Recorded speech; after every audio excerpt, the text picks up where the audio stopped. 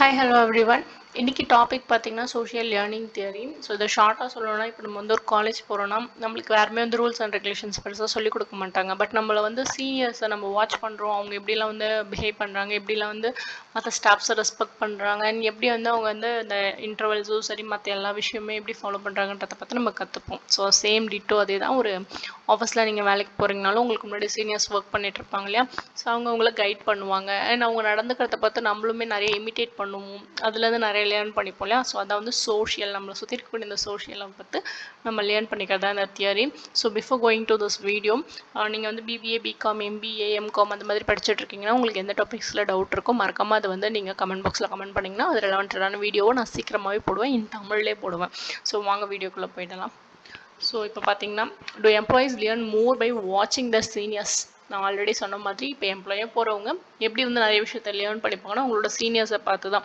Then by reading a manual புக்ஸை பார்க்குறத விட, இல்லை இந்த ரூல்ஸ் அண்ட் ரெகுலேஷன்ஸை படித்து தெரிஞ்சுக்கிறத விட அவங்களோட சீனியர்ஸ் எப்படி பிஹேவ் பண்ணுறாங்களோ அதை பார்த்து தான் அவங்க கற்றுப்பாங்க. ஸோ இதுலேருந்து என்ன தெரிஞ்சுக்கணும்னா, இப்போ நம்ம ஒரு ஆர்கனைசேஷன் நடத்துகிறோம்னா நம்மளுக்கு கீழே ஒர்க் பண்ணுறவங்கள ஒரு கரெக்டான பிஹேவியரில் வச்சுருந்தோன்னா அவங்களுக்கு அப்புறம் வரவங்களும் கண்டிப்பாக அந்த பிஹேவியரை பார்த்து நல்லபடியாக தான் நடந்துப்பாங்க. நம்ம அவங்களுக்கு டீச் பண்ண வேண்டியது இருக்காது. So according to Albert Bandler's social learning theory most learning happen through observation and imitations. Let's explore this with a real world example. So what is social learning theory? Developed by Albert Bandler. இவர் யாருன்னா Canadian American psychologist. And what is meant by social learning theory அப்படின்னு பார்த்தரலாமா?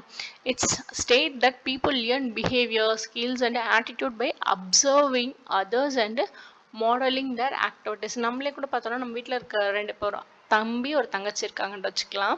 So தம்பி பார்த்தீங்கன்னா அப்பாவை imitate பண்ணுவாங்க, தங்கச்சி பார்த்தீங்கன்னா அம்மாவை இமிட்டேட் பண்ணுவாங்க. ஸோ இதுவே அந்த தங்கச்சிக்கு அக்கா இருந்தாங்கன்னா அக்காவை பற்றி இமிட்டேட் பண்ணுவாங்க. ஸோ இது எல்லாமே அவங்களோட சீனியர்ஸை பார்த்து நம்ம கற்றுக்கிறது தான்.